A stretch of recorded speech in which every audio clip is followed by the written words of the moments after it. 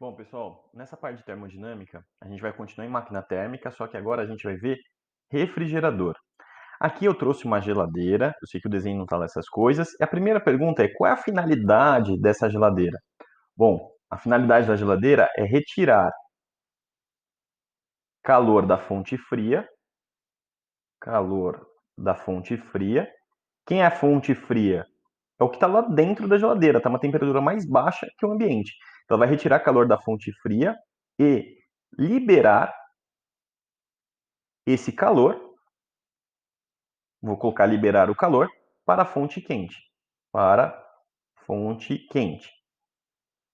Só que a gente sabe que espontaneamente é impossível você tirar calor da fonte fria e espontaneamente liberar calor para a fonte quente. Isso não acontece. Ou seja, esse processo de forma espontânea, espontaneamente, não ocorre. Espontaneamente é impossível. Impossível. Então, como que a geladeira vai funcionar? Como que ela vai retirar calor da fonte fria e liberar para a fonte quente? Isso só é possível se tiver uma intervenção de um agente externo, de um agente externo. E aí a gente consegue compreender melhor a ideia da geladeira. Por exemplo, essa parte aqui em cima, esse retângulo aqui em cima da geladeira, ele retira calor da fonte fria. Então a fonte fria passa calor para esse material, para esse fluido que está lá dentro. Bom, e aí o que acontece? Esse fluido vem aqui para fora, ele fica aquecido e ele libera calor para o ambiente. Então ele vai liberar calor para o ambiente. Logo em seguida, esse fluido chamado freon, ele tem que voltar lá para dentro da geladeira. E aí tem a nossa intervenção de agente externo, que é o compressor. Esse compressor, o que ele vai fazer? Compressor. Ele vai comprimir esse fluido de tal forma que ele vai perder sua temperatura, vai liberar mais calor ainda para a fonte quente, vai liberar mais calor, e aí ele vai abaixar sua temperatura e vai voltar. A temperatura desse freon, desse fluido que está lá dentro, é menor que a do freezer e da geladeira. Consequentemente, ele rouba calor. E aí ele vem para fora, libera calor para a atmosfera, para o ambiente quente. Para ele liberar calor, ele está mais quente que a atmosfera, tá bom? Fique tranquilo com relação a isso. E aí ele volta para o compressor comprime ele, e aí ele vai baixar sua temperatura, vai reduzindo sua temperatura e volta para o freezer.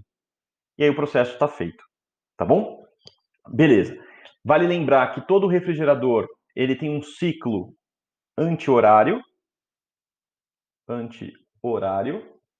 Então, representando aqui esse ciclo anti-horário, vamos fazer uma expansão, de uma forma bem simplificada. Está aqui a expansão e está aqui a contração. E outra coisa que é importante lembrar é que essa área do gráfico é o nosso trabalho do ciclo, ou vamos chamar de trabalho útil. Como ele é anti-horário, ele é menor que zero, como a gente havia visto. Muito bem.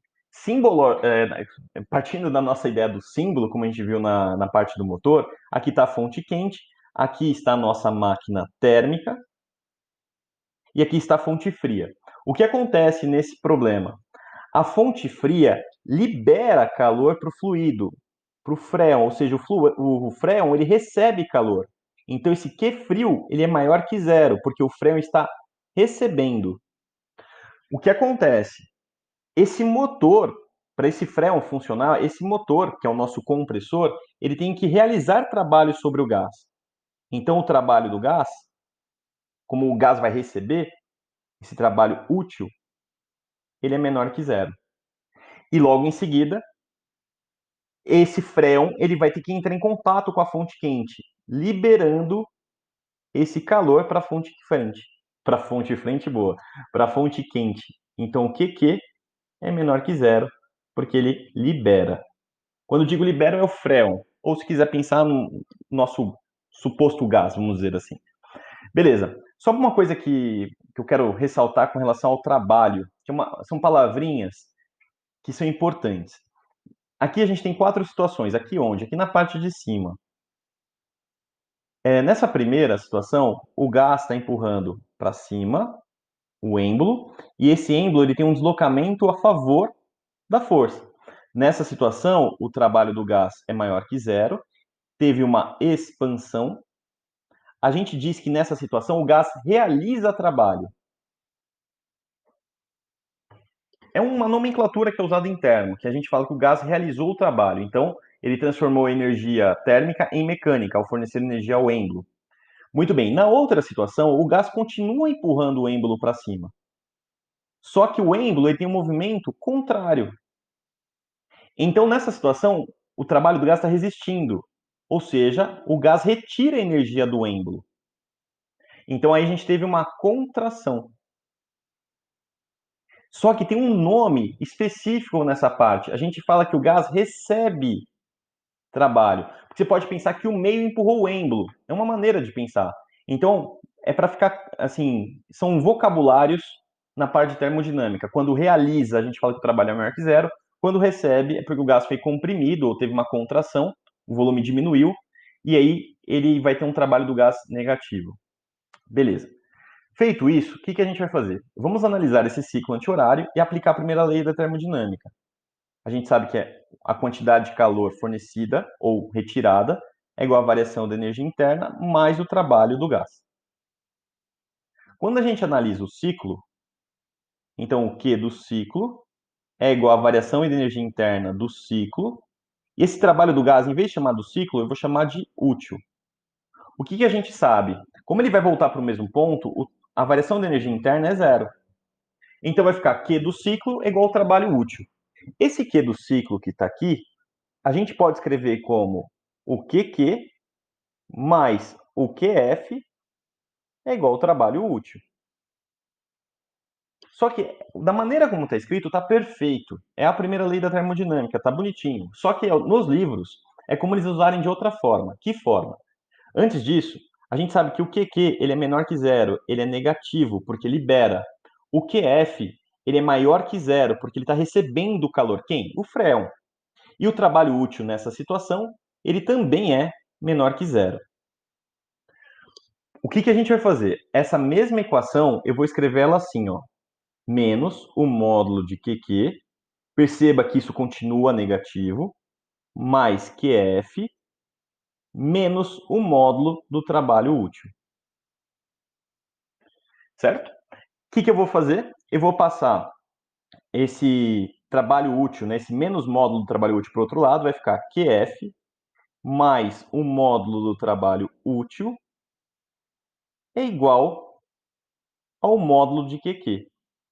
Matematicamente, a gente pode escrever essa continha como QQ é igual ao trabalho útil mais o QF. Perceba que essa equação é muito parecida com o que a gente viu no motor. Só que aqui, apesar da demonstração ter usado a primeira lei da termodinâmica, a gente podia ter demonstrado ela de outra forma. O Freon está recebendo o quê? Olha essa parte.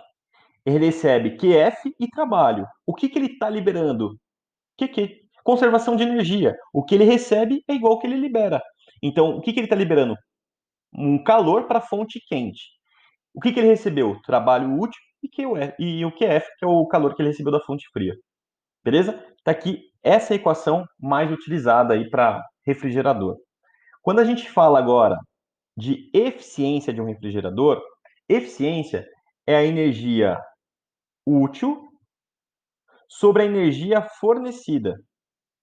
Ou seja, é uma razão do que eu de fato quero sobre o que eu forneci. O que eu quero no refrigerador? Retirar calor da fonte fria, que é o que? Frio. Isso é o útil. E o que é o que eu forneci? É o trabalho. É o trabalho útil. Ah, professor, e o que? O que a gente libera, é o resultado do problema. Mas sobre a eficiência, é o útil e o que eu forneço. O que eu forneço é quando eu ligo o compressor na tomada, que ele vai realizar o trabalho sobre o gás. Tá bom? Aí então vai ficar Q frio sobre o trabalho útil. Vale lembrar que a eficiência, geralmente, né, na verdade não é geralmente, a eficiência ela é maior que 100%. Então não se assuste caso a sua eficiência dê maior que 100%. Tá bom? E aí a gente fecha a parte do refrigerador. Bons estudos, pessoal!